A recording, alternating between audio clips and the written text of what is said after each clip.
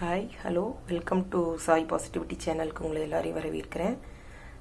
என் பேர் புவனேஸ்வரி. நாங்கள் YouTube open பண்ணி ஒரு 5 days தான் அது.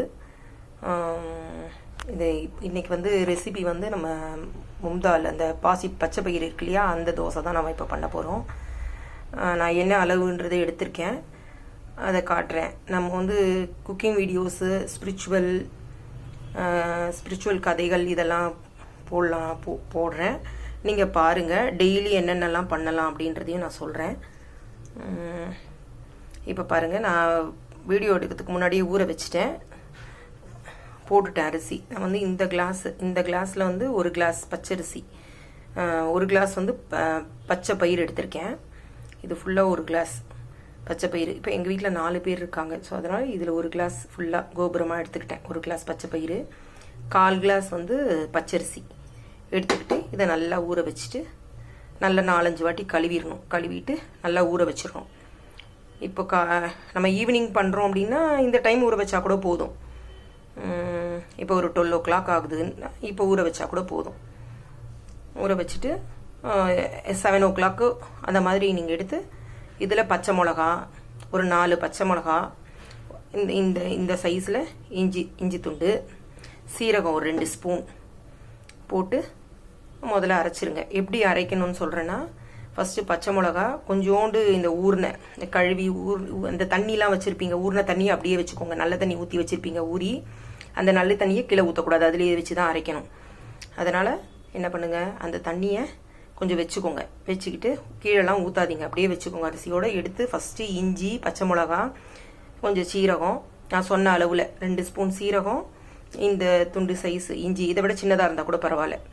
இஞ்சி, பச்சை மிளகா ஒரு 4, உங்கள் காரத்துக்கு ஏற்ற மாதிரி போட்டுக்கோங்க.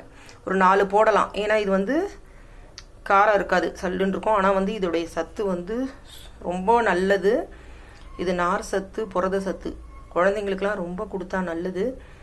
அது மட்டும் இல்லை, குழந்தைங்களுக்கு இதை வந்து காலையில் பசங்க தோசை இதெல்லாம் சாப்பிட்றத விட இதை கொஞ்சம் நைட்டே ஊற வச்சுட்டு கொஞ்சம் ஒரே ஒரு சின்ன டிஃபன் பாக்ஸ் இருக்கு இல்லையா, ஸ்நாக்ஸ் பாக்ஸ் மாதிரி, இதில் கொஞ்சம் காஞ்ச மிளகா, கடுகு, உளுத்தம் பருப்பு போட்டு அழகாக தேங்காய் துருவி போட்டு கொடுத்தீங்கன்னா, மாங்காய்லாம் போட்டு அதுங்களுக்கு ருசிக்கு ஏற்ற மாதிரி கொடுத்தீங்கன்னா சூப்பராக குழந்தைங்க சாப்பிட்ருவாங்க. அவங்க சாப்பிட்லனா கூட நம்ம தான் சொல்லணும், இதை சாப்பிடுங்கம்மா, இது நல்லது அப்படின்னு குழந்தைங்களுக்கு சொல்லணும். பிஸ்கெட் இதெல்லாம் கொடுக்காதீங்க. இப்போ வர ஐட்டம்ஸ் எல்லாம் உடம்புக்கு கெடுதியானதாக இருக்குது. சரி, நம்ம வீடியோக்கு போயிடலாம். இதை ஊற வச்சு இதில் வந்து பச்சை மிளகாய், இஞ்சி, சீரகம் சொன்னேன். ஃபஸ்ட்டு அதை மிக்சியில் போட்டு அரைச்சிடணும். கொஞ்சோண்டு இந்த பருப்பையும் போட்டு நர அரைச்சிட்டு அதுக்கப்புறமா இன்னும் கொஞ்சம் எக்ஸ்ட்ராவாக போட்டு கொஞ்சம் தண்ணி மிக்ஸ் பண்ணி போட்டு ரொம்ப நெய்ஸாக அரைக்காமல் ஓரளவுக்கு கொஞ்சம் திரியும் இருக்கக்கூடாது, அரைஞ்சும் இருக்கணும். அந்த மாதிரியான ஒரு தோசை கன்சிஸ்டன்சிக்கு அரைச்சி வச்சுக்கோங்க. கொஞ்சம் உப்பும் போட்டு அரைச்சிருங்க, உங்களுக்கு தேவையான உப்பை போட்டு அரைச்சிக்கோங்க. அரைச்சி வச்சுட்டு அதுக்கப்புறம் இதுக்கு கார சட்னி சூப்பராக இருக்கும். அந்த கார சட்னியோ இல்லை தேங்காய் சட்னியோ, புதினா சட்னி, அதை பொடி வச்சு கூட சாப்பிடலாம். இட்லி பொடி நம்ம வீட்லேயே அரைச்சி பொடி, இல்லை கடையில் வாங்கியோ ஏதோ அதை போட்டு வச்சு சாப்பிட்டிங்கனாலும் சூப்பராக இருக்கும். இந்த வீடியோ உங்களுக்கு பிடிச்சிருந்தா வீடியோவை சப்ஸ்கிரைப் பண்ணுங்கள், லைக் பண்ணுங்கள். எங்கள் சாய் பாசிட்டிவிட்டி சேனலுக்கு ஆதரவு கொடுங்க. தேங்க்யூ.